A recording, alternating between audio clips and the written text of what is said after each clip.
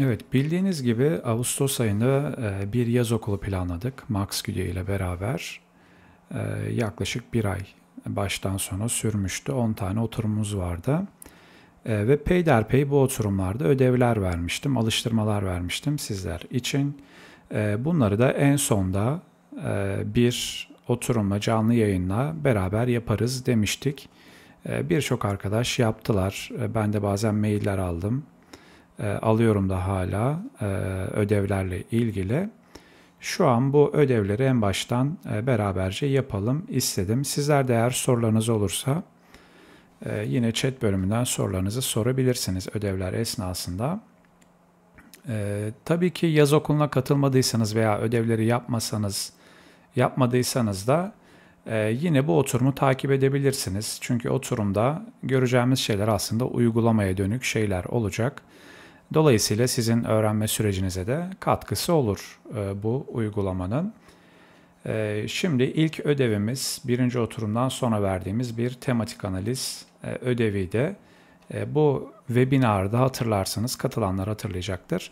Kadınlarda suç korkusuyla alakalı bir proje dosyası oluşturmuştuk beraberce. Bir tematik analiz için ilk tür kodlamalarını, temalandırmasını vesaire yaparak webinarda süreci bitirmiştik. Aynısını aslında ödev olarak vermiştim bu webinardan sonra. Bu arada bu webinarın buradaki arkadaşlar, PDF'in sonunda ismi olan arkadaşlar webinarın datasının oluşturulmasında bana yardımcı olmuşlardı. ChatGPT ile yapay zeka ile oluşturmuştuk metinleri. Buradaki arkadaşlar da tekrar teşekkür etmiş olayım. Eğer şu an aramızdalarsa da isimlerini görürler ya da kayıttan sonrasında izlerler. Şimdi ilk etapta bir proje dosyası oluşturarak hatta şöyle yapalım. Klasörü açıyorum hemen. Klasörde gelen ödevi indirdiğinizde gelen dosyalara bakalım. Şöyle bir PDF gelmişti. Bu PDF'de ödevin nasıl yapılacağı anlatılıyordu. Şurada mülakatlarımız var. Kadınlarla yapılmış mülakatlar bunlar. Bir de şurada kodlu bölümler var. Kodlama yaparken bu Word belgesine bakıp kodlama yapılacaktı. İlk etapta ödev bizden bir proje dosyası oluşturmamızı istiyor. Hemen bir proje dosyası oluşturalım. Şöyle geliyorum. MaxQD'yi çalıştırıyorum burada. Diğer tarafa geldi. Hemen bu monitörümü alacağım. Sizlerin gördüğü monitörü.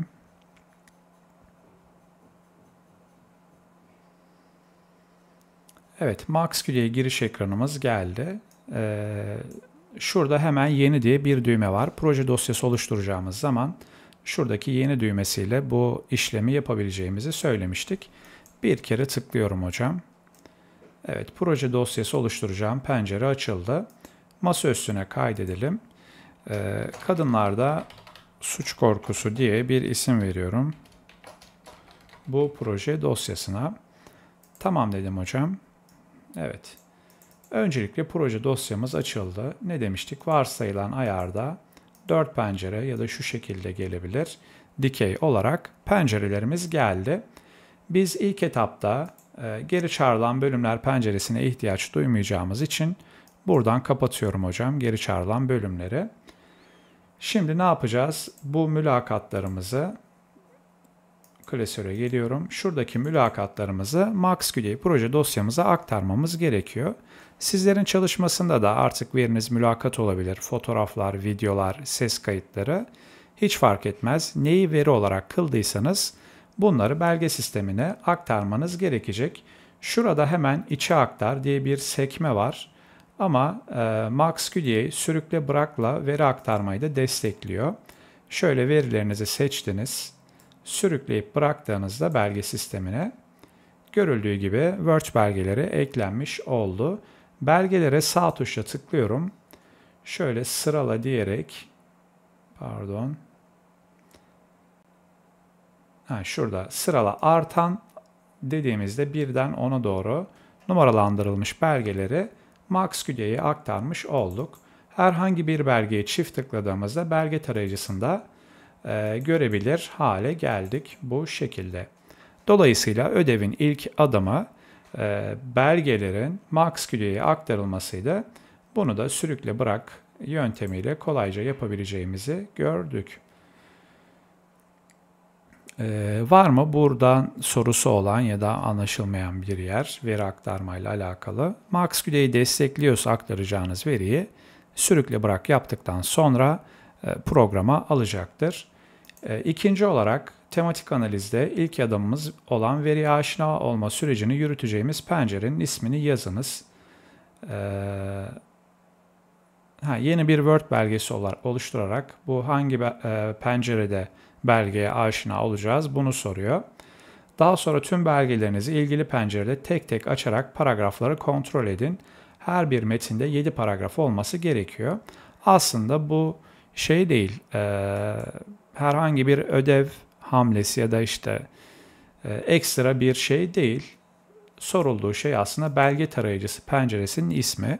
Biz veriyi inceleyeceğimiz pencerenin adı belge tarayıcısı. Burada şöyle bir vurgu yapmıştık. MaxQD'nin 4 basit penceresi var. 4 basit ekran diye. Bu ekranlardan bir tanesi belge tarayıcısıydı. Belge sistemi ekranında belgelerimiz listeleniyor. Kod sistemi ekranında kod sistemimiz, kodlarımız, kod kitabımız yer alıyor. Ve belge tarayıcısı ekranında da doğrudan belgelerin içeriğini görüntüleyebildiğimiz bir ekran. Bu sorunun cevabı da haliyle belge tarayıcısı penceresi olacak. Paragrafları kontrol et demiş. Şurada bakın paragraf numaraları var. Şimdi MaxQD metin belgelerinde, Word belgelerinde paragraf mantığıyla çalışır. Sizin her Word'de her bir Enter'a bastıktan sonra oluşturduğunuz paragraflar burada numaralandırılıyor. Bu ne işe yarar? Mesela 10 sorunuz var mülakatta. 10 tane paragraf oluşturup her bir paragrafta bir sorunun cevabını eklerseniz tekrar mülakat sorularına ekleme durumunuz olmayacak. Gerek kalmayacak buna. Çünkü kelime bulutu vesaire alırken sorular tekrar belgelerde geçerse kelime bulutunu bozuyor. Şimdi Behice belgesini açtım. Şöyle geliyorum. Toplam 7 tane paragrafım var. Afet'e geldim. Aynı şekilde Afet'te de 7. Mübeccel 7. Muazzez. Bakıyorum 7. Mediha. Nepan. Dilhan. Müfide. Türkan ve Halet. Hepsinde 7 tane paragraf var. 7 tane mülakat sorun vardı zaten her birinde. Her biri için bir paragrafa yanıtlar Word belgesinde eklendiği için sorunsuz bir şekilde MaxQD'ye aktarıldı. Tekrar ödev PDF'ine dönüyorum. Son belge açıkken 4. pencerenin de görüneceği şekilde 4 pencerenin de görüleceği şekilde bir ekran görüntüsü alarak Word belgesine yapıştırın denmiş. Şöyle kapattığımız pencereyi geri çağrılan bölümlerden açıyoruz. Halet açıkken hocam istediği şey buradan bir ekran görüntüsü almaktı. Şöyle ekran alıntısı aracıyla bunu böyle alabiliriz. Ekran görüntüsünü tekrar bir Word belgesi oluşturarak yapıştırmakla uğraşmayacağım vakit kaybetmemek için.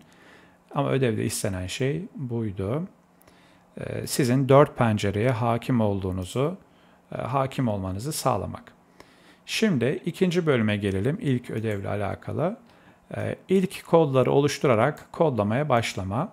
Kadınlarda suç korkusu kodlu bölümler adlı Word belgesinde her bir katılımcının ilgili paragrafındaki ilgili ifadelere atanan kodlar yer almakta.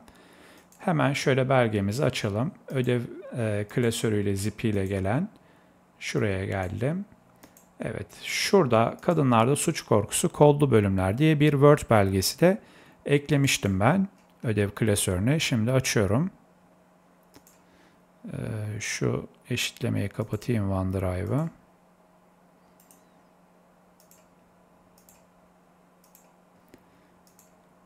Evet, şöyle bir Word belgesi vardı. Burada aslında alfabetik sıraya göre Behice belgesi, numara sırasına göre bu belgelerdeki ifadeler sıralanmış. Sizlerden istediği şey, mesela Behice belgesini açacaksınız. Şu ifadeyi gördüğünüzde medyada artan suç haberleri koduyla kodlayacaksınız. Behice'ye gelelim. Yine ikinci paragrafta özellikle çocuklarımın güvenliği ile başlayıp Endişelerimizdir ile biten cümleye kadar bu bölümü çocukların güvende olmama endişesiyle kodlamanızı istemiş ödevde. Aslında burada yaptırdığı şey ilk tur kodlamaya başlamak, kodları oluşturup kod atama işlemlerini gerçekleştirmek. Tabii ki bu kaç sayfa? Yaklaşık 35 sayfa. Sonuna kadar hepsini kodlamakla uğraşmayacağız bu oturumda. Ödevi yaparken sizler yaptınız bunu ya da yaparsınız, sonra yapacaksanız. Ben birkaç örnek göstereceğim. Şimdi bu Word belgesini de görebileceğimiz bir şekilde MaxQDA proje dosyasını küçültüyorum. Evet. Şöyle yan yana aldım hocam. Bunu da şu alana alalım. Evet, yazılar okunuyor mu? Chat bölümünden birkaç kişi yazarsa sevinirim. Şu boyuttaki yazılar sizlerin ekranında okunuyor mu?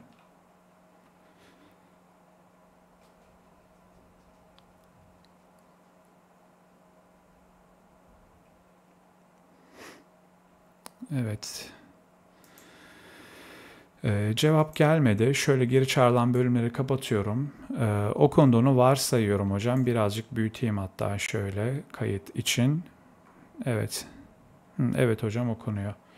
Tamamdır. Şimdi gelelim hocam Behice belgesine. Word belgemizde de bu var. Şöyle biraz büyütüyorum bu ekranı. Şurayı da aldım. Şimdi ikinci pozisyonda, ikinci paragrafta ne varmış? Son zamanlarda, evet şurada. Son zamanlarda medyada ve çevremde sık sık duyduğum suç haberleri toplumdaki suç oranının yükseldiği izlenimini oluşturdu. Bu durum beni endişelendiriyor diye bir bölüm var. Burayı medyada artan suç haberleriyle kodlamamızı istemiş. Şimdi hatırlayın hocam, MaxQDA'de kodlama işlemi ya da kodlama süreci nasıl oluyordu? 1. Kodu oluştur. 2. Kodlamak istediğin bölümü seç. 3. Koda sürükle. Bu 3 adımda kodlama işlemini MaxQDA'de yapabileceğimizi söylemiştik. Hemen geliyorum kod sistemi penceresine ya da kodlar sekmesine, fark etmez. Bakın şurada yeni kod diye bir düğme var. Aynı şekilde burada da var. Tıkladım hocam. Kodumuzun ismi medyada artan suç haberleri.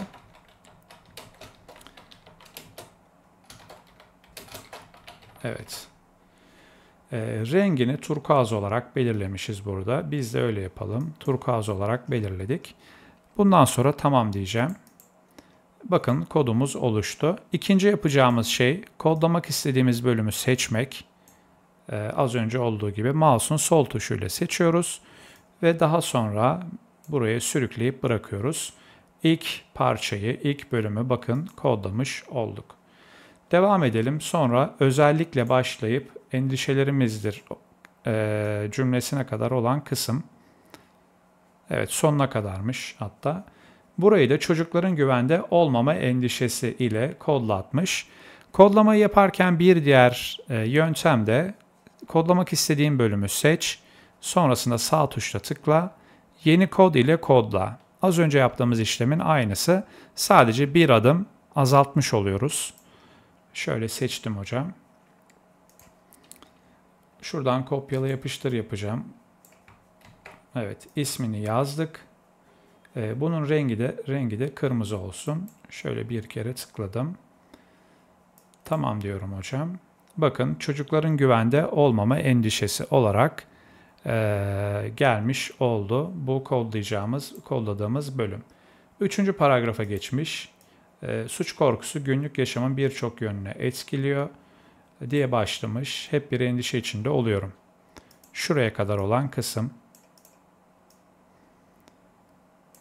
Yine sağ tuşla tıklıyorum. Burayı da çocukları bir yere gönderirken zorlanma koduyla kodlatmış ödevde.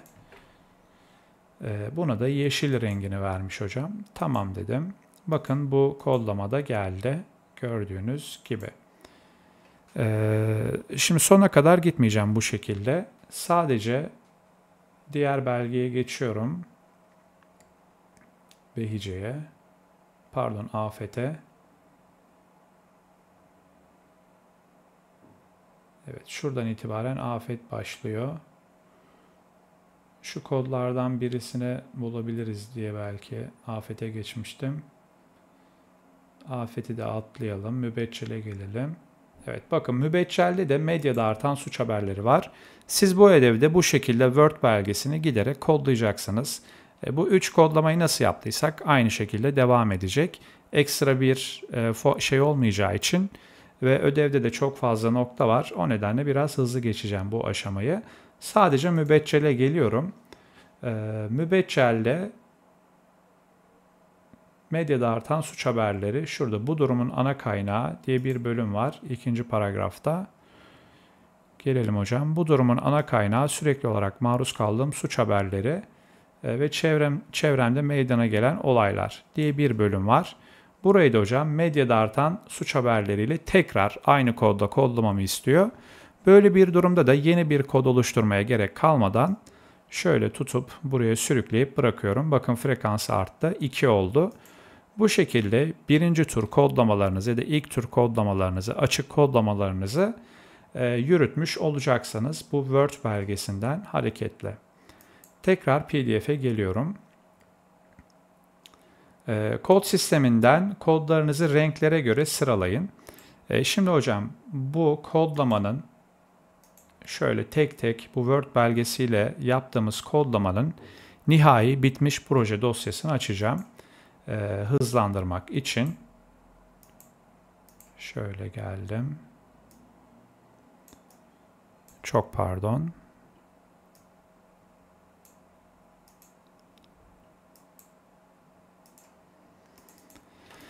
Evet, tematik analizdeydi.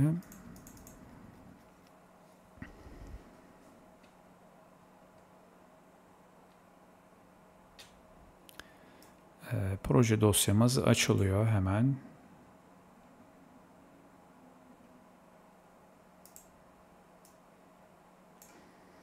Evet, az önceki Word belgesinde yer alan tüm kodlamaları yaptıktan sonra tek tek sürükle bırakla şöyle bir proje dosyası gelecek. Bakın oluşturduğumuz renklerle.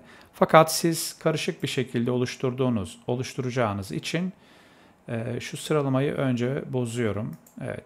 Şöyle farklı renkler farklı yerlerde sıralanmış oldu.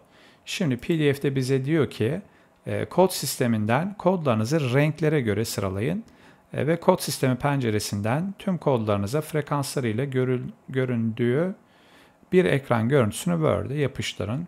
Tamam. Şimdi geliyorum hocam. Renklere göre kod sistemini sıralamak için sağ tuşla buraya tıklıyorum. Sırala, buraya geldim. Renklere göre sırala diyor. Bir kere tıkladım. Gördüğünüz gibi renklere göre kod sistemini sıraladı. Aynı renkleri verdiğimiz kodlar alt alta gösterilir hale geldi. Devam edelim şöyle. İlk kodları oluşturduktan sonra öncelikle proje dosyasının kopyasını alarak isminin sonuna revizyon numarası ekleyin. Kopyasını aldığınız yeni revizyonlu proje dosyasını açarak yaratıcı kodlama aracından temalarınızı oluşturun diyor. Şimdi bu bahsettiği şey aslında şu. Şu proje dosyasını bitirdiğimizi varsayalım. Kapatıyoruz bunu. Şurada bakın şey var. İlk oluşturduğumuz hali. Mesela bunun isminin sonuna tekrar baştan adlandırıyorum. İşte revizyon 00 diyebiliriz. Ya da tarih de verebilirsiniz. Hiçbir farkı yok. Şimdi ilk tur kodlamalarınız bittikten sonra temalandırma ya da işte kod birleştirme, kopyalama aşamasına geçeceğiniz zaman şunun bir kopyasını şöyle kopyala yapıştırla alarak sonundaki revizyonu, tarihi değiştirebilirsiniz. Bu neyi sağlayacak size? Yapmak zorunda değilsiniz bu arada bunu çalışmalarınızda. Geriye dönük adımlarınızı güvenli bir şekilde korumanızı sağlayacak. Ben ilk tur kodlamaların sonunda hangi kodlamaları oluşturmuştum bakmanız gerektiğinde bakmak isterseniz bu proje dosyasıyla buna kolayca erişebileceksiniz. Şimdi yaratıcı kodlama aracını buradan devam ettirelim. Evet, renklere göre sıraladık. Aslında bu tabii ki sizlerin çalışmasında kendi kendine renklendirilmeyecek birbirleriyle alakalı olan kodlar. Ben ödevde sizlere kolaylık olması açısından renkleriyle birlikte Word belgesini ekledim. Kodlarken renklerini de siz belirlemiştiniz. Şimdi geliyorum hocam kodlar sekmesine. Bakın burada yaratıcı kodlama aracı. Aslında ödevin bu aşaması size yaratıcı kodlama aracını kullandırmak. Yaratıcı kodlama aracını kullanmadan da kod sisteminden temalarınızı oluşturabilirsiniz. Mesela gelelim şöyle. İlk olarak şu mavi renkli, turkuaz renkli olan kodlar dışsal tetikleyiciler kodunun altında toplanmış. Hemen şöyle bir yeni kod. Dışsal tetikleyiciler dedim. Şöyle tamam dedikten sonra bu kodları hocam sürükleyip şuraya bıraktığınızda tam üzerine bakın alt kodu haline gelmiş oldu. Tabii ki bunu yaratıcı kodlama aracından bütün bir pencere üzerinde de görüp yapabiliyorduk. Bütün bir resmi görmemizi sağlıyordu yaratıcı kodlama aracı. Şöyle Ctrl Z ile geri aldım hocam. Bunu da silelim hatta. Yaratıcı kodlama aracını tekrar çalıştırıyorum. Burada düzenleme yapmak istediğiniz kodları aracın haritasına almanız gerekiyor. Hepsini birden alırsanız aşağı doğru uzayan geniş bir liste oluyor. O nedenle ben böyle parça parça alıyorum.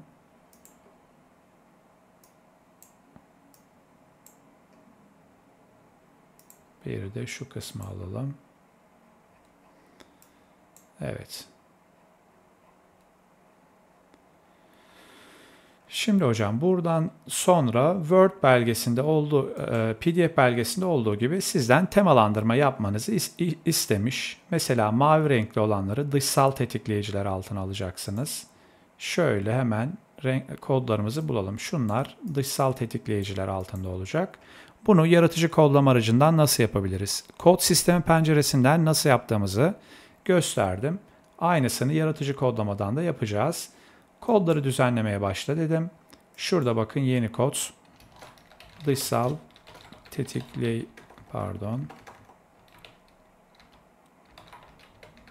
Evet, kodu oluşturdum hocam. Kod rengini vermeyi unutmuştum. Şöyle turkuazı da verdim. Şimdi üst kod bu. Bunlar da alt kod olacak. Şöyle bağlaya tıklıyorum yukarıdaki pencereden. Üst koddan alt koda doğru. Evet, görüldüğü gibi ilk temamızın, alt temamızın ve alt kodların belirlenmesini programda yaptık. Diğeri turuncu renkli olan kodları kişisel deneyimler ve durumlar alt temasında birleştireceğiz. Turuncuları bulalım. Evet, şurada. Şöyle yukarı alıyorum. Evet. Şöyle bir yeni kod dedim hocam. Kodun ismi neydi? Kişisel deneyimler ve durumlar. Kişisel deneyimler ve durumlar dedik. Kodumuzu oluşturduk. Yine rengini vermeyi unuttum. Şuradan veriyorum. Şöyle bağla. Evet. İşimiz bitince kapatabiliriz. Görüldüğü gibi kişisel deneyimler ve durumlar alt temalarıyla birlikte yaratıcı kodlama aracında belirlenmiş oldu. Son olarak öznel algılar ve endişeler birinci temanın altındaki şunlar. Evet. Şunu şöyle bu tarafa aldım.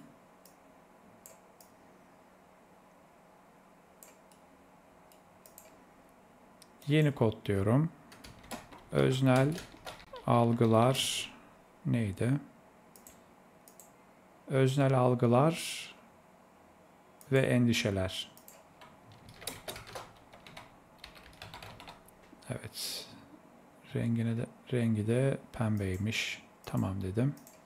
Şimdi aynı diğerlerinde olduğu gibi bağlaya tıklıyorum. Üst koddan alt koda doğru tanımlamaları yapıyorum. Şu an hangi aşamadayız hocam? Tematik analizde hatırlayın. İlk temalardan sonra ilk kodlardan sonra ilk temaların veya alt temaların oluşturulduğu aşamadayız. İşte bir Granda teorik çalışma yapıyorsanız o kategorilerin oluşturulduğu alt kategorilerin oluşturulduğu aşamadayız. Tabii ki bu süreç Bizim burada yaptığımız gibi hızlı bir şekilde olmuyor. Normal bir araştırma seyrinde çok fazla düşünüp birbirleriyle ilişkili olan kodları işte bir arada toplayıp belki günlerce, haftalarca düşünüp sonrasında bu okları çektiğimiz aşamaya geliyoruz. Ama buradaki amacımız şu an sadece uygulama olduğu için hızlı hızlı geçiyoruz. Tabii ki gerçek bir çalışmada hiçbir zaman böyle hızlı olmaz. Tekrar tema 1'e geliyorum hocam. Bakın bu 3 tane dışsal tetikleyici, kişisel deneyim ve durumlar, öznel algılar ve endişeler. Biraz yaklaştırayım. Tema 1'in alt kodlarıymış. Bir de bunların üzerinde bir hiyerarşi gerekiyor. Şöyle tema 1 dedim. Kodu oluşturuyorum. Evet, buraya geldik hocam. Tekrar bağla alt kod olarak tanımla dedim. Şöyle bu sefer sadece alt temalara ok çekiyorum. İşim bittikten sonra kapatıyorum hocam. Görüldüğü gibi şu an üçlü bir hiyerarşi kurmuş olduk. Tema, alt tema ve kod. İlk temamızın bileşenleri burada yer aldı. Şöyle tekrar devam edelim hızlıca. Bakalım tema 2'de sosyal etkiler, duygusal psikolojik tepkiler, günlük rutindeki zorluklar. Yani kırmızı, bu ne? Menekşe mi? Mor ve yeşil renkli kodlar. Bunları da bir yerde toplayayım.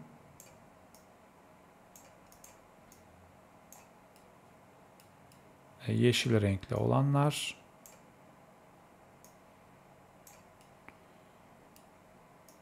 Evet, harita oldukça serbest bir harita. İstediğiniz kadar uzatabilirsiniz. Sağa sola gidebilirsiniz. Biri de hangi renk vardı? Kırmızı olanlar vardı. Evet, kırmızılar da şurada. Bunları da bu tarafa alalım. Sizi buraya alalım. Evet. Şimdi bunların kodlarını oluşturacağız. Pardon, temalarını. Öncelikle sosyal etkiler. Sosyal etkiler dedim. Bu kırmızıydı. Evet, bununki burada. Diğerlerini de oluşturalım. En son ok çekeriz. Duygusal ve psikolojik tepkiler. Duygusal ve psikolojik tepkiler kodunu oluşturdum. Bununki menekşeydi galiba. Yanlışsa değiştiririz. Tamam. Bir de yeşil olanlar günlük rutindeki zorluklar. Bunu da oluşturalım hemen. Günlük rutindeki zorluklar. Bunun rengi de yeşildi. Bunu da verelim. Evet. Şimdi bunlar da bunların alt temaları olacak. Ne yapıyoruz hocam? Şöyle bağla diyorum. Evet. Hemen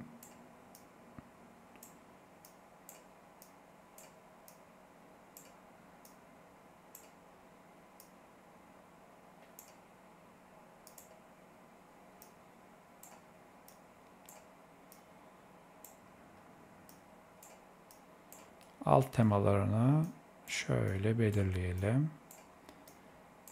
Bunları tek seferde şu an mesela bu ayarlamayı yaptınız. Tek seferde bunların alt kodu haline getir gibi bir özellik şu an yok.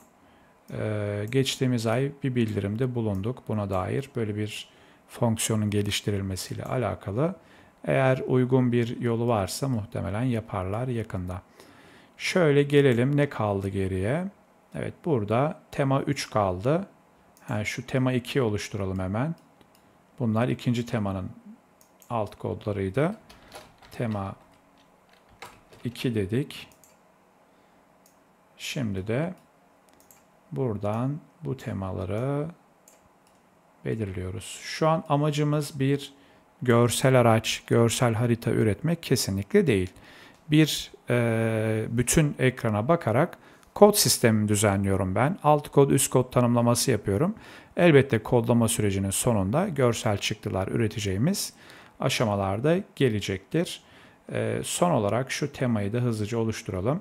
Sonra bir su için mola vereceğim. Su alacağım. Devam edeceğiz tekrar. Şöyle gelelim. Evet.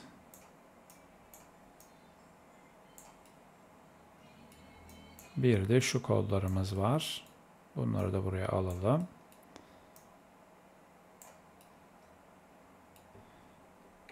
Kontrollü uzaklaştırıyorum. Hepsini seçtim. Şöyle aşağı indirelim biraz. Evet. Tekrar yakınlaşıyorum. Dediğim gibi bu harita tamamen esnek. Görüş ekranınıza, monitör büyüklüğünüze göre sizler ayarlayabilirsiniz. Baktığımız hocam farklılıkları önleme. Ben şu tarafa alayım. Seri bir şekilde kodları görerek oluşturalım. Farklılıkları farkındalık diyor. Farkındalık ve önleme. Bunun rengi sarıymış. Şuradaki kodlarımız dikkatli olma ve genel bir bilinç hali, genel sağlığı koruyarak stresi azaltma, savunma sporları, sürekli etrafı gözlemek, kadınların suç korkusuyla ilgili aldığı önlemlerin sorgulandığı bir tema. Bunları farkındalık ve önleme alt temasıyla ele almış. Şöyle tekrar yeni bir kod oluşturalım. Sosyal destek ve bilinçlendirme. Bunun rengi şu yeşil. Evet.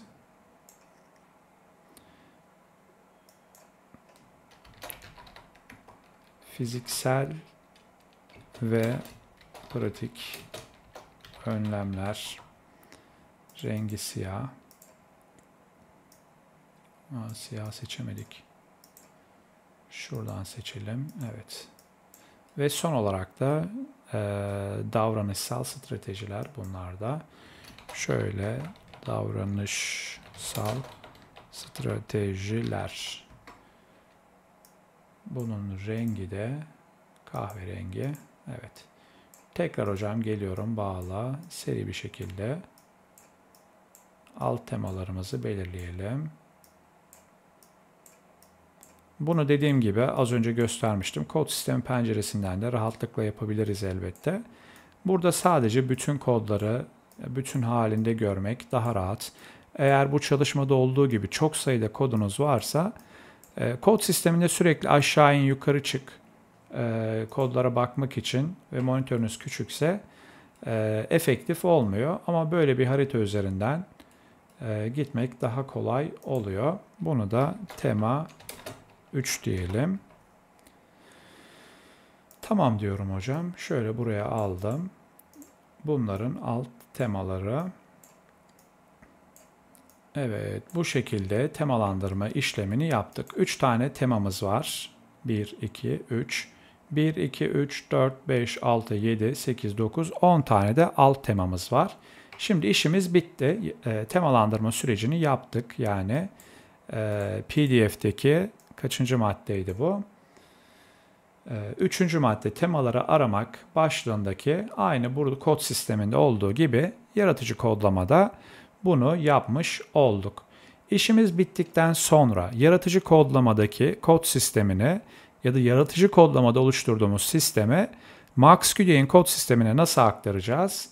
Hemen şurada bakın yaratıcı kodlamadan çık var. Bu arada henüz bir şey olmadı burada bakın hiyerarşik bir gösterimi yok. Şu an bütün oluşturduğumuz şeyler ön bellekli gibi düşünebiliriz. İşimiz bittikten sonra yaratıcı kodlamadan çık diyoruz hocam. Kod yapısını, kod sistemini uygulasın mı? Evet dediğimde birkaç saniye bekleyip kod sisteminde bakın şurada tema 1, tema 2 ve tema 3. Bu 3 temayı yani bir tematik analizdeki temalaştırma aşamasını geçmiş olduk bu şekilde. Alt temalarımız da burada. 10 tane alt temamız vardı. Az önceki kod sisteminde nasıldı hatırlayın. Tüm alt kodlar tek bir seviyede sıra sıra aşağı doğru inmişti.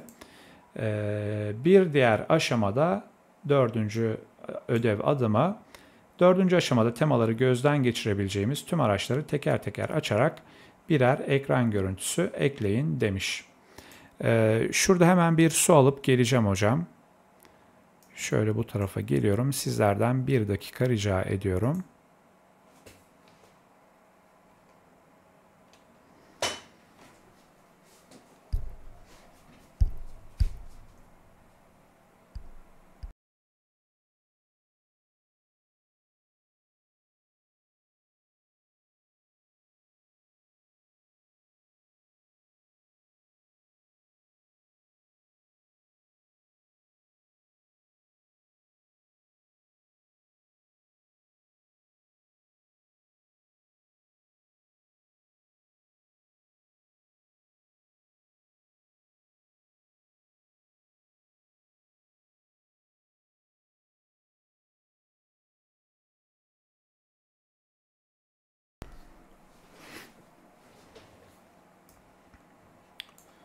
Evet, tekrardan merhaba.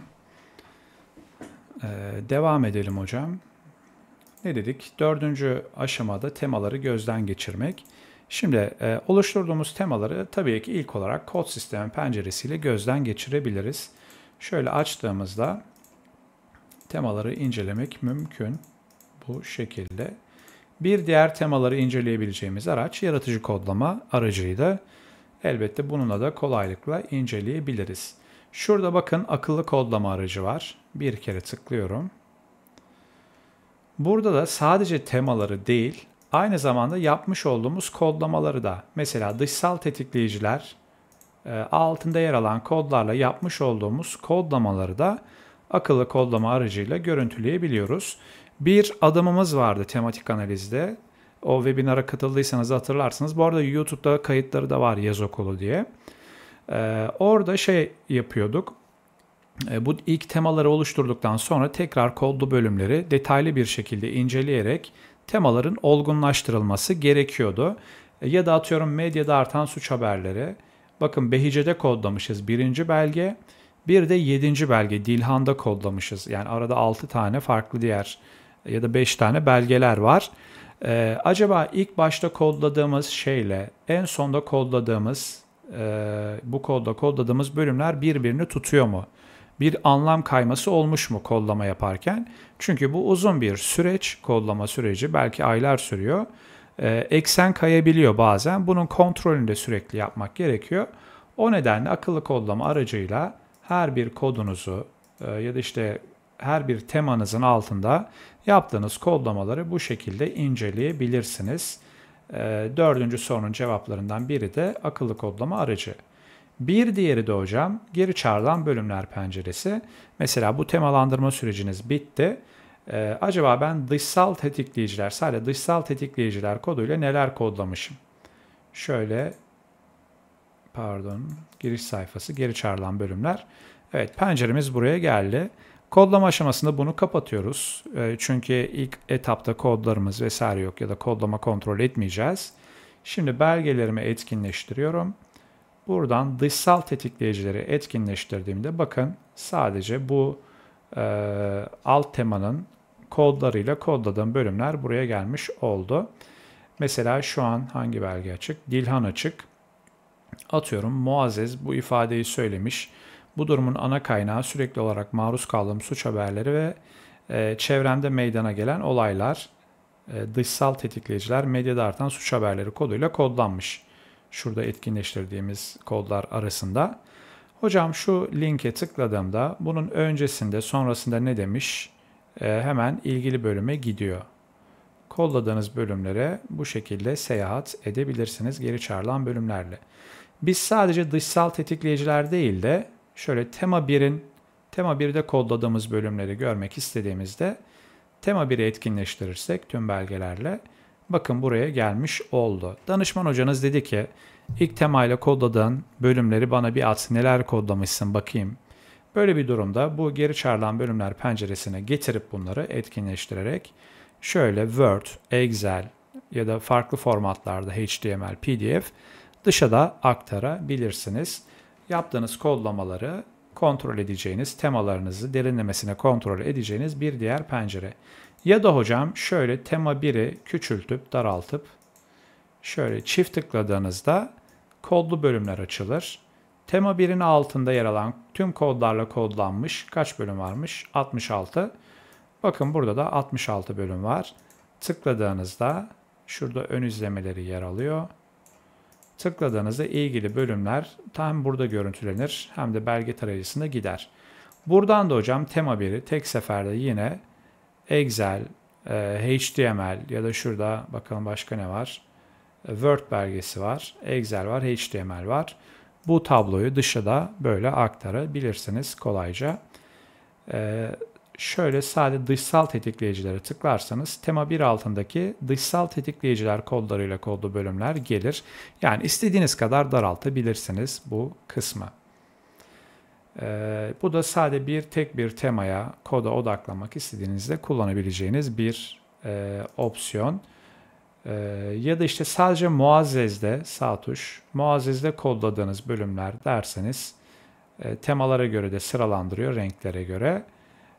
Şuradan sıralamayı sondan başa doğru da yapabilirsiniz.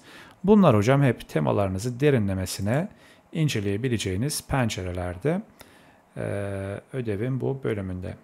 Şimdi 5. adımda ilk temaları şablon olarak belirlemiştik tematik analizde. Artık son olarak Brown ve Clark'a göre çarpıcı tema isimleri verilmesi gerekiyordu.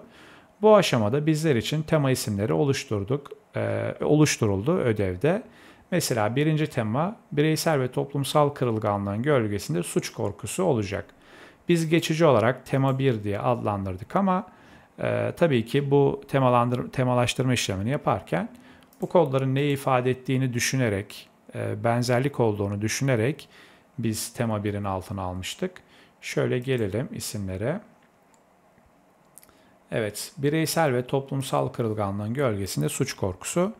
Kopyaladım hocam. Tek tek yazmakla uğraşmayalım diye. Tema 1'e geldim. Sağ tuş. Yeniden adlandır nerede? Evet, şurada. Kodu yeniden adlandır. Bir kere tıklıyorum. Bireysel ve toplumsal kırılganlığın gölgesinde suç korkusu. Şöyle daralttım. Gelelim hocam. Zincirlenen varoluş, suç korkusunun gölgesinde değişen kadın gerçekliği. Temamızın ismi. Şöyle tema 2'ye geldim. Bir kere tıkladıktan sonra 1-2 saniye bekleyip tekrar tıkladığınızda yeniden adlandır kısmı açılıyor. Şöyle yapıştırdım. Maksimum 63 karakterdi herhalde kod isimleri. Bakın zincirlenen varoluş, suç korkusunun gölgesinde değişen kadın G deyip bitirdi. Karakter şeyi yetmedi. Böyle bir durumda hocam koda sağ tuş, özellikler. Şurada bakın kod takma ismi var. Buraya yapıştırabilirsiniz. 255 karaktere kadar kod takma ismini uzatabilirsiniz. Kaydet dediniz. Burada yine böyle gözükecek.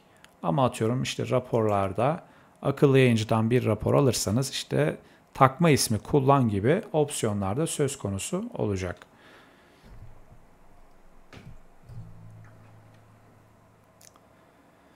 Tekrar geldim ödeve.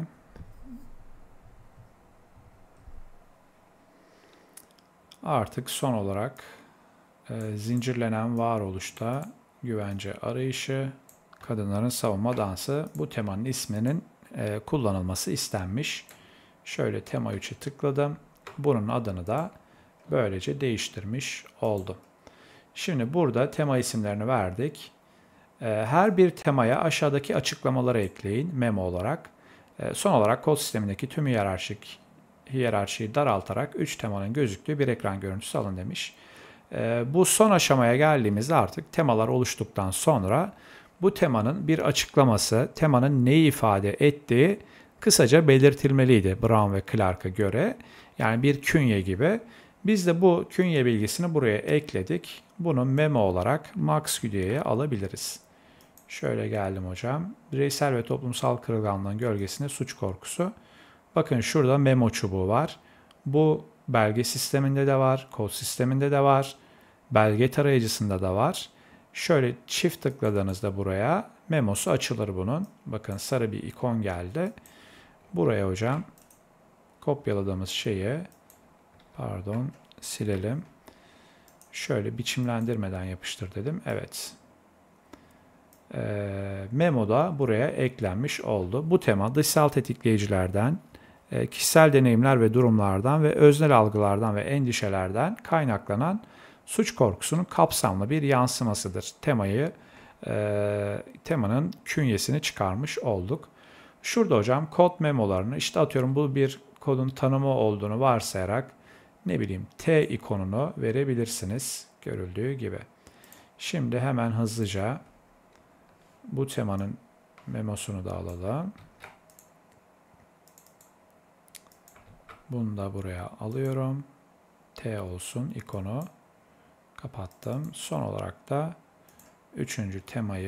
temanın memosunu almış olduk. Bunları tabii ki memoları eklemek zorunda değilsiniz elbette ama uzun soluklu bir çalışma olacaksa bir şeyi unutmamanızı, gözden kaçırmamanızı, hatırlamak istediğinizde hatırlamanızı sağlar bu memolar. T'yi de vermiş oldum ve böyle kapattım. Görüldüğü gibi memolarım da eklenmiş oldu. İlk oturum için bu kadarlık çalışma yeterli. Henüz görsel araçları kullanmadık diye endişe duyuyorsanız duymayın. Daha yeni başlıyoruz diye ödevi bitirmişiz. İlk ödev bu şekildeydi. Hızlıca ne yapmış olduk? Proje dosyası oluşturduk. Verileri MaxQD'ye sürükle bırakla aktardık. Veriye aşina olma sürecini belge tarayıcısından yürüttük. Sonrasında ilk kodlarımızı oluşturduk. Sağ tuş ya da işte kodlar sekmesinde yeni kod oluştur. Kodlamak istediğin bölümü seç. Koda sürükle bırakla. Bu Word belgesinde ödevdeki Word belgesinde bulamadım. Evet. Şuradaki kadınlarda suç korkusu kodlu bölümler Word belgesinde yer alan kodlamaları tek tek Tek tek yapmadık. Biz 4 tanesini yaptık. Süreç uzamasın diye kalanları sizlerin yapmanız gerekiyordu. Sonrasında ilk tür kodlar oluştu. Kodlar sekmesinde yer alan yaratıcı kodlamayla bu temalandırma sürecini yapmış olduk. Akıllı kodlama aracıyla bu temalarla kodladığım bölümleri tek tek inceleyip temaların olgunlaştırılmasını, eğer varsa yeni kodlar ya da silinmesi gereken kodlar, bunları silebileceğimizi söyledik. Başka işte geri çağrılan bölümler penceresi, sağ tuş kodlu bölümler penceresiyle kodlarımızı yine inceledik. Son olarak kodlarımızı, temalarımızı istediğimiz zaman yeni isimler verebiliriz ve bunlarla ilgili açıklamalarımızı buradaki memo ikonuyla memolara ekleyebiliriz demiştik. İlk ödevi bu şekilde bitirmiş olduk. Var mı sorusu olan?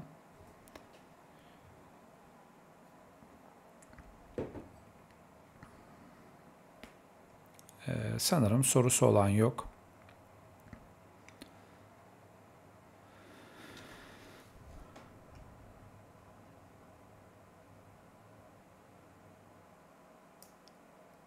Evet, devam edelim hocam. Kapatıyorum bunu. Şöyle ikinci ödeve geçelim. Evet. İkinci ödevde de aslında içerik analizi ile ilgili bir webinardan sonra bunu verdiğimi hatırlıyorum. Burada da farklı bir proje dosyası üzerinden gitmiştik. Neydi? İş yaşam doyumu diye bir proje dosyası vardı. Yapılmış mülakatlar ve kodlamalar vardı. Bunları MaxQD'ye aktarmamız gerekiyor demiştik. Şöyle bakalım hemen. Proje dosyasıyla ne gelmiş bize? İndirme bağlantısıyla. İkinci ödev. Evet. Burada mülakatlar var. Indiana'da ve New York'taki mülakatlarımız var. Bunları ilk etapta proje dosyası oluşturup MaxQD'ye aktarmamız gerekiyor. Hemen tekrar hocam geliyorum şuraya. MaxQD'ye yazarak farklı bir proje dosyası oluşturacağım. Hocam bunu izleyebilecek miyiz sonrasında? Düzenleyebilirsem elbette.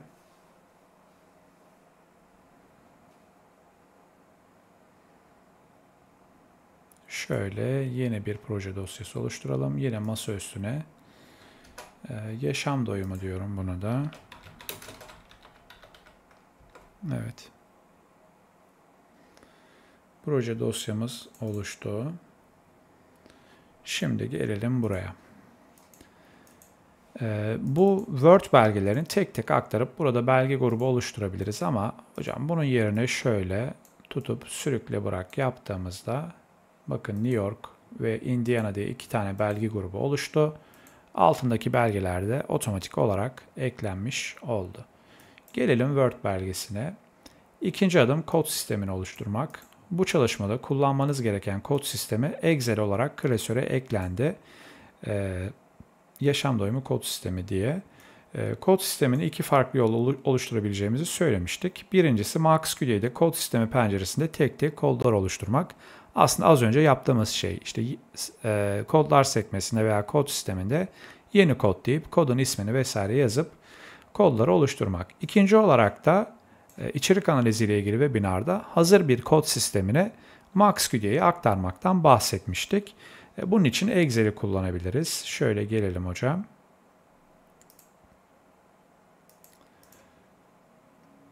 Şurada bize bir kod sistemi vermiş. Yaşam doyumu kod sistemi diye bir Excel belgesi. Burada üst kodlar ve alt kodlar var. Tabii ki bu rastgele oluşturulmuş görsel bir Excel verisi. Bunu MaxQD'ye aktaramayız. MaxQD'nin ihtiyaç duyduğu bir format var. Şöyle gelelim. Nereye aktaracaktık? Buraya. Kodlar sekmesine geliyoruz. Dışarıdan kod aktarabilmek için. Şöyle ben biraz daha bu monitöre sanırım yaklaşmam gerekecek.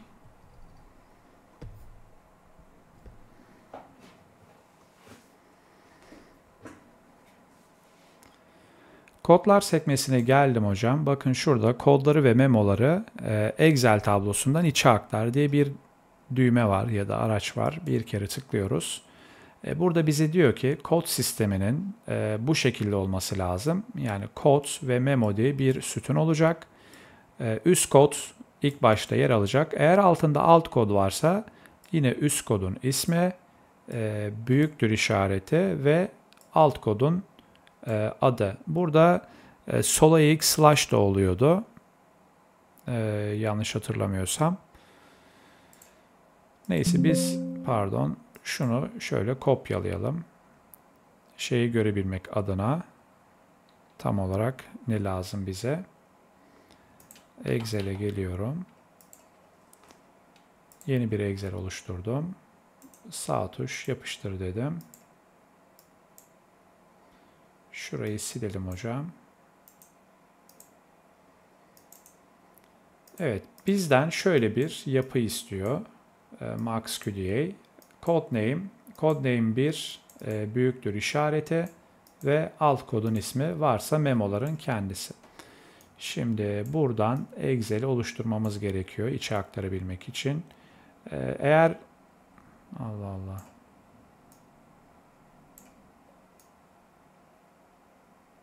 Evet şöyle yapalım. Doğrudan bu Excel'e aktarmaya çalışanlar olduysa muhtemelen başarısız olacaktır. MaxQDA bu kod sistemini almaz. Biz ne yapacağız? Şöyle ana konular kopyalayacağım. Sağ tuş yapıştır. Kaç tane ana konular var? 1, 2, 3, 4, 5. 5 tane ana konular altında alt kod var. O zaman 6 tane ana konular şeklinde satır oluşturmam gerekiyor. Birisi üst kod olacak. Alt. Evet. Şunları hocam seri bir şekilde şöyle çektim.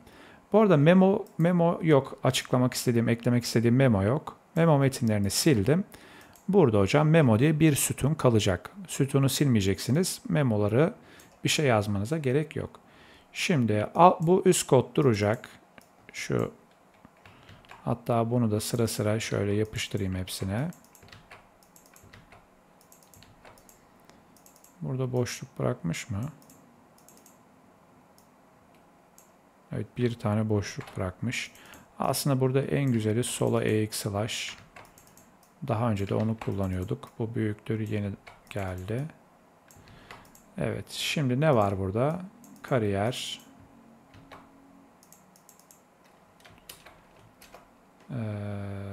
Kariyer, sağlık, ev hayatı, eğlence ve dinlenme. Şöyle kopyalayalım. Ve ilişkiler. Evet, ilki böyleydi. İlk kodumuzu ve alt kodlarını oluşturmuş olduk. Aslında bu ödevde amaçlanan şey sizlerin bir Excel üzerinden kod sistemini oluşturmanız. Şöyle hızlıca sütunları ekleyelim. Evet, sonrasında yakınlar diye bir kodumuz olacak. Buraya aldım. Evet, yakınlar diyelim.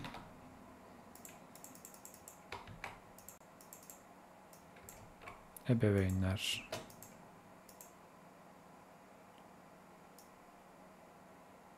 Şöyle yapalım. Burası kardeşler olacak. İşte büyük baba, büyük anne. Arkadaşlar. Ve partner.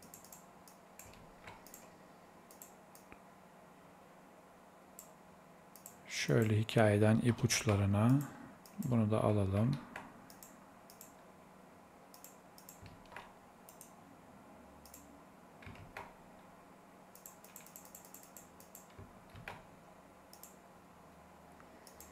Evet, hikayeden ipuçlarına üst kod olarak kalacak.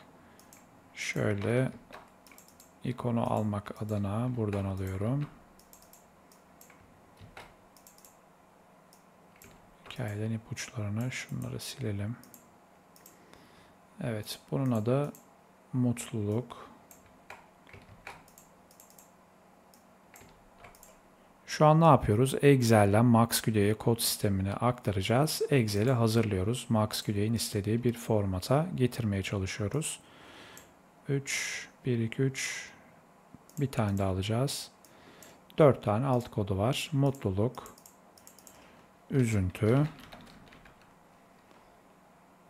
başarı, başarısızlık,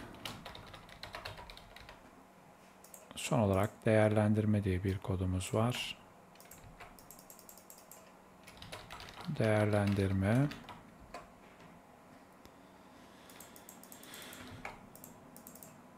Evet, şöyle pozitif,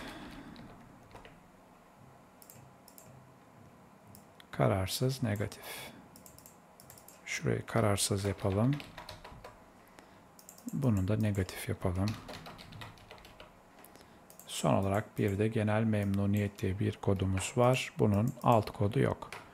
Şimdi bu şekilde MaxQD'nin istediği bir formata getirdik.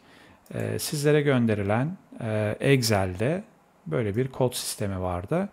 Ne dedik? Bunu bu şekilde MaxQD'ye aktaramayız. Yakınlar kodunda yazım yanlış oldu. Teşekkürler uyardığınız için. Evet. Bu şekilde MaxQD'ye aktaramayız. Bu hale getirmemiz gerekiyordu. Bu hale geldikten sonra bir Excel'den kod sistemini MaxQD'ye kolay bir şekilde aktarabiliriz dedik. Şimdi bunu kapatalım. Bunu da hocam masa üstüne kaydedelim yine.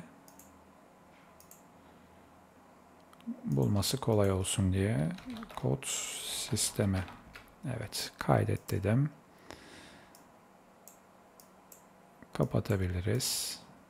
Şimdi buraya gelmiştik. Kodlar sekmesinde kodları ve memoları Excel tablosundan içe aktar demiştik. Burada bize bir örnek Excel sütunlarını gösterdi. Üst kod, alt kodu da büyüktürle. Bu şekilde bir veriyi hazırladık. Tamam dedim hocam. Masa üstünden kod sistemine tıklıyorum. Tıklar tıklamaz bakın sol tarafta ana konular, yakınlar, kelimeden ipuçlarına, hikaye ipuçlarına, değerlendirme ve genel memnuniyet üst kodlarımız oluşturulmuş oldu. Hiyerarşide o ortadaki büyüktür işaretiyle sağlanmış oldu. Dolayısıyla kod sistemini bu şekilde içe aktarmış olduk. İstendiği gibi, burada gösterildiği gibi renklendirebilirsiniz. Şöyle geldim. Bunu bu tarafa aldım. Sağlık için turuncu rengini vermişti. Ev hayatı için sarı. Eğlence ve dinlenme için menekşe. İlişkiler için turkuaz değil, yeşil galiba bu. Bir dakika. İlişkiler için şöyle yapmış. Buradan bir mavi renk kullanmış herhalde. Çünkü normalde böyle bir ton yok. Nasıl tonu yakalayabilir miyiz bilmiyorum. Şöyle bir renk. Evet. Göstereyim. Şu ilişkiler rengi şöyle buradan alabilir mi? Evet. Bakın renk tanıma aracı da varmış. Daha önce ben hiç kullanmamıştım. Tamam dedim. İlişkileri de renklerini de almış olduk. Şu kodlar pembe rengiyle Shift ile aralığı seçtim. Bunlara pembe rengini verdim. Son olarak da pozitif yeşil, kararsız gri, negatif de kırmızı olmuş. Yeşil, griyi üretmemiz gerekecek. Şöyle üretelim hadi. Negatif de kırmızıydı. Genel memnuniyette bir renk var mı? Bu da normal lacivert. Bu şekilde toplamda 22 tane bakın etkinleştirdiğimde etkin kod sayısı en altta 22 diyor. 22 tane koda sahip olmalısınız demişti. Bu ödevin adımı da tamamlanmış oldu. Şimdi bir diğer önemli nokta demografik değişkenler. Mülakatlarımızda elbette değişkenlerimiz olabilir. Mülakat katılımcılarının değişkenleri olabilir ya da farklı bir büyük veriyle çalışıyorsunuz. O veri setinde değişkenleriniz olabilir. Hiç fark etmez. MaxQD'yi değişkenler sekmesi altında buradan sizin işte yeni değişken deyip değişken oluşturup belge tarayıcısından değişken eklemenizi sağlıyor. Fakat bunu Excel'den de alabiliyorsunuz. Tıpkı kodlarda olduğu gibi. Şöyle değişkenler penceresine geldim.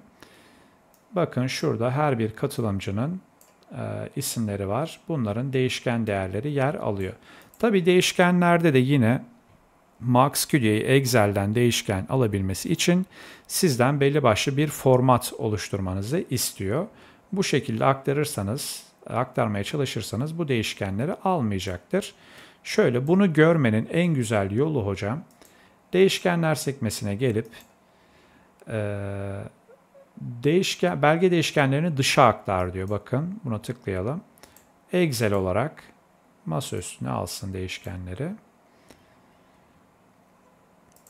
Hemen açıyorum masa üstünden.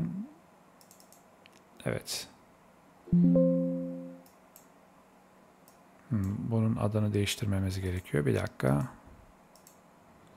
Değişkenler 1 dedim.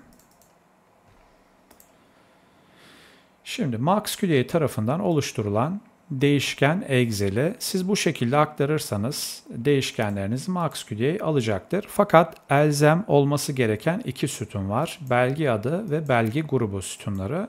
Bunlar Excel'de olup MaxQDA proje dosyasında da tutarsa sonrasında ekleyeceğiniz değişkenler alınmış olacak MaxQDA'ya kolayca. Şu kalanları silelim hocam.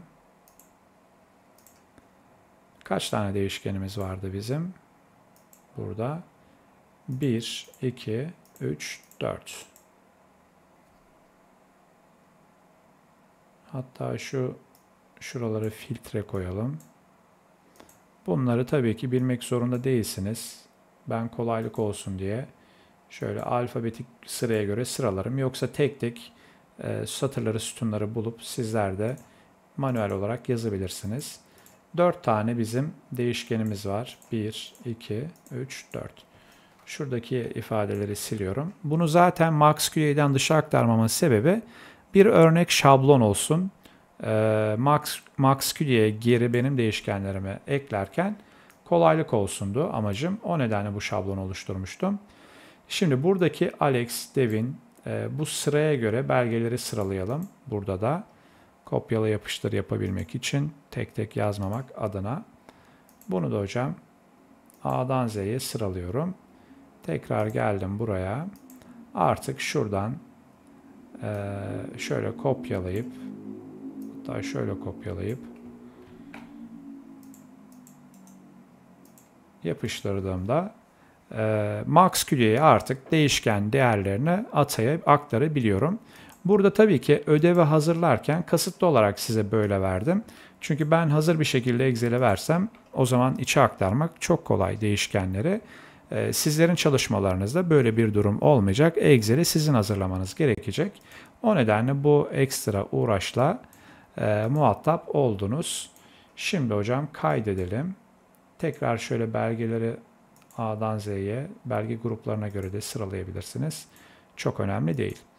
Şimdi bu tüm George, buradaki kişilere yaş, cinsiyet vesaire değişkenlerini aktarmamız gerekecek. Değişkenler sekmesinde bakın belge değişkenlerini içe aktar var. Bir kere tıkladım. Şurada hemen değişkenler 1. Az önce oluşturduğum Excel. Hemen tanımladığı değişkenleri 4 tane değişken içe aktar dedim hocam. 10 belge için bakın yaş, bulunduğu, yaşadığı yer, medeni durumu ve eğitime bunlar değişken değeri olarak aktarılmış oldu. Siz değişkenler sekmesine geldiğinizde bakın belge değişkenleri listesi. Şurada mavi renkli olan değişkenler sizin oluşturduğunuz değişkenler.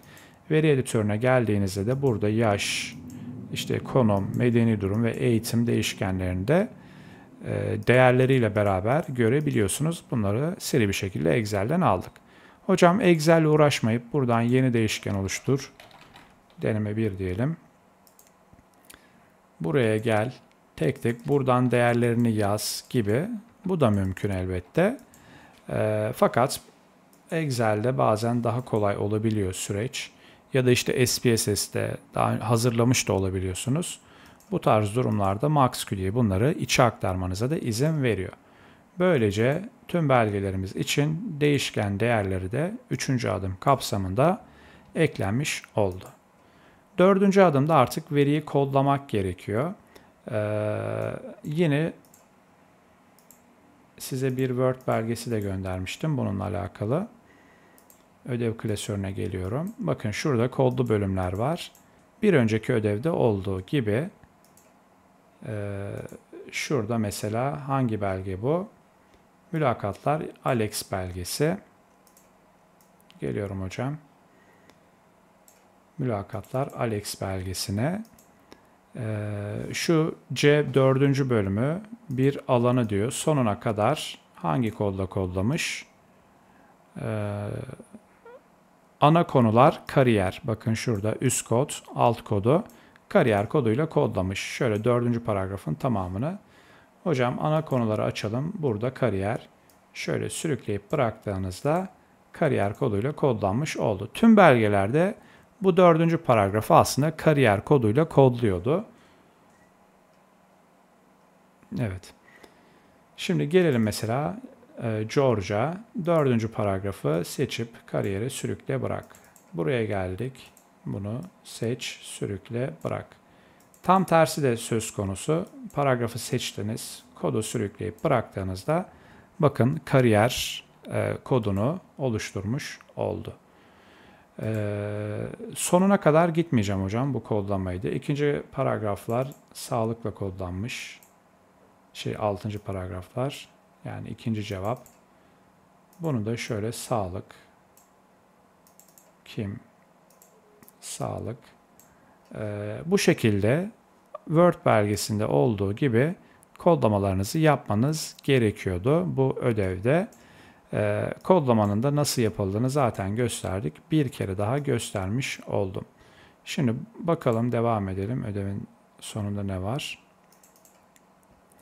Bir özet veriyor burada nasıl kodlayacağınıza dair. Aslında Word'deki sınırlarla kodlayacaksınız. Hiçbir farkı yok.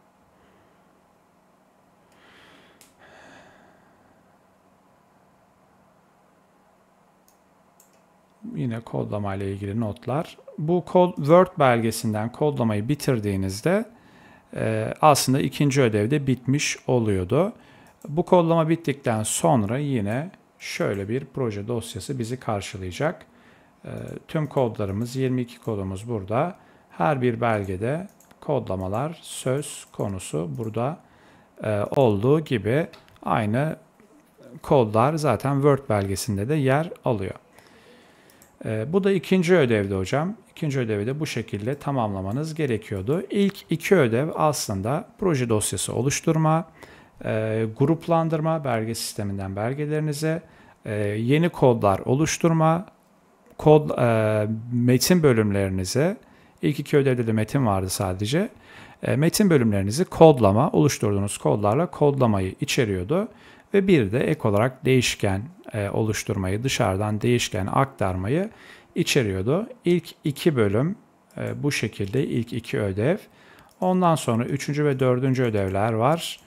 Bunlar da artık otomatik kodlama, görsel çıktı alma gibi özellikler söz konusu. Bunu da bir sonraki oturuma bırakalım. Yarın eğer vakit bulabilirsem tekrar bir canlı yayın açarım. 3. ve 4. ödevlerde bu oluşturduğumuz 2 proje dosyasında, yani yaşam doyumu ve kadınlarda suç korkusu proje dosyalarıyla görsel çıktılar, otomatik kodlamalar yaparız. Umarım faydalı bir yayın olmuştur, etkinlik olmuştur sizler için. Ödevleri yapmasanız dahi bir tekrar uygulama yapmış olduk eğer webinarları takip ediyorsanız. Webinarlarla ilgili hemen bir duyuru yapayım. Ekim ayında yeni seri, yani yeni seri demeyeyim de Ekim ayı webinarları da duyuruldu. Şöyle burakademi.com'a girdiğinizde bakın şurada etkinlikler var. Burada Ekim boyunca yapacağımız webinarlar yer alıyor. Ekim'in ilk 2 hatta ilk 3 webinarı serinin bir tekrarı niteliğinde olacak. Ondan sonra yoğun bir şekilde veri görselleştirme, görsel araçları çalıştırma, yani analiz araçları hakkında